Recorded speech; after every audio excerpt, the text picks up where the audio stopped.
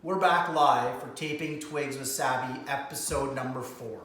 Tonight, we have a Benn tape job and an old friend of mine, Phil Kessel, who's having a great year in Pittsburgh again. They'll probably win another Stanley Cup. I'm going to show you his candy cane tape job. For all you Bruins fans, though, I'm hoping the Bruins win the cup. Now, number 2, I've been getting a lot of questions lately on my Twitter and on my YouTube feed. Why black? Why white? Why do you use white tape on your blade, Savvy? Why not black? Well, I'm not going to lie to you. When I played junior hockey, I used black most of my career.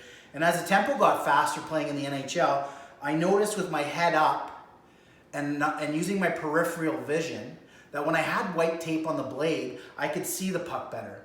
And I know the old adage quote was, well, if you had black tape on your blade, you could hide the puck from the goal. That was the big thing back in the day. But no, I want to be able to see the puck.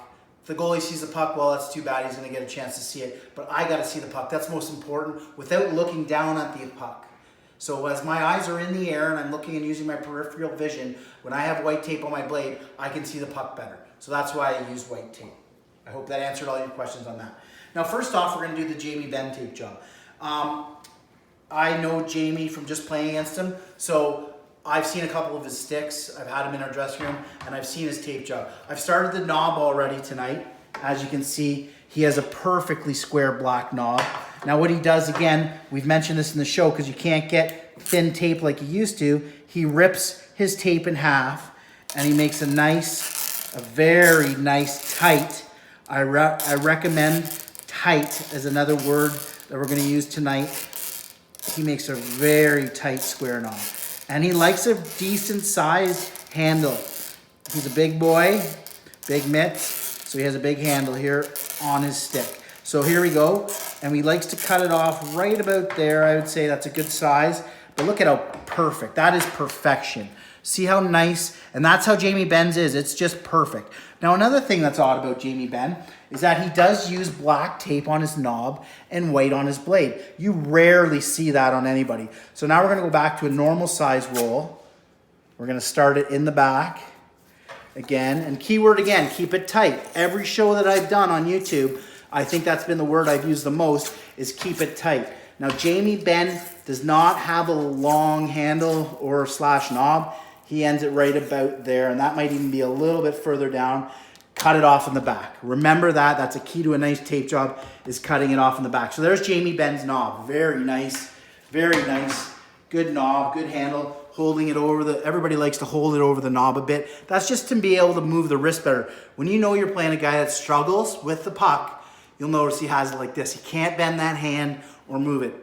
Benn has it over the knob, and he's able to move it well. Now, very short special tape job.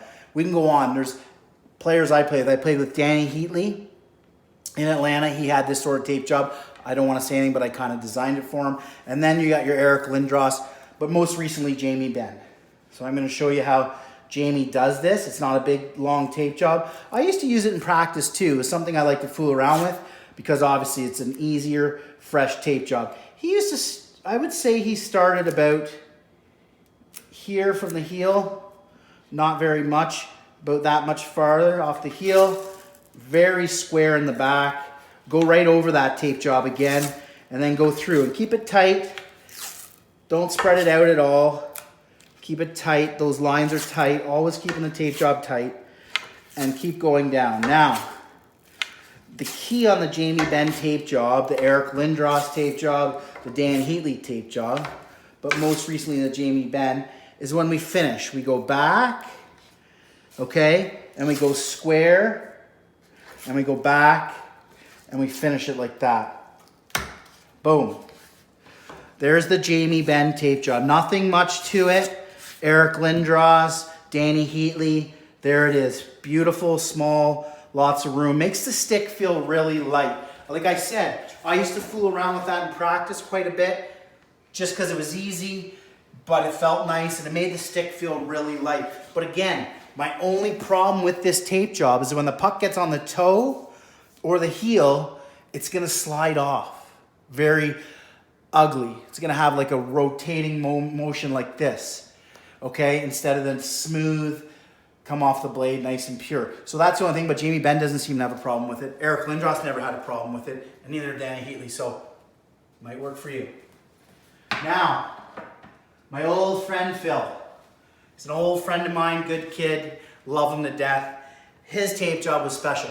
Now, another thing that people don't understand either is Phil, to this day, still uses an intermediate shaft on his stick. So it's not a kid stick per se, not a man stick, but an intermediate stick. Okay, it's in between. It's not a big shafted stick. So that might have surprised you. Now, Phil's tape job, I've watched Phil do this many times. He doesn't really take that much time on it. He'll do his knob. He'll use this size of tape. He'll go around for his knob. He does keep it pretty square. I see him push it down. And then he'll go down an inch. And he'll just go down like this. This is the exact Phil tape job. I've sat beside him in the room for a couple years when he was growing up, when he was just a young pup. He'll cut it off like that.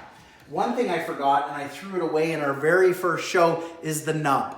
Phil still likes the nub, okay? But in this tape job, I don't have a nub because I don't keep the nubs. I throw them away. So here, then Phil goes from that. He'll go down, and he likes to start in the back like this for his candy cane, and he'll go down. Now, he likes to keep it pretty tight in width-wise. A little ½ inch, I would say. If that's a ½ inch to you, that's a ½ inch to my eye. And he'll go all the way down. Try and do it a little quicker here because the video, we don't want it to be too long. We want a lot of viewers, so get your friends to watch it. We'll get down here. Okay, and he likes to go pretty far. I notice when he's struggling though, or has some situations where things aren't going well, he'll shorten it up a bit. But his main, if you asked him what his favorite tape job was, he'd like to go pretty far down the stick. Getting a little messy there, sorry. I don't like messy sticks, as we all know that. Take care of your sticks, kids, because they'll take care of you.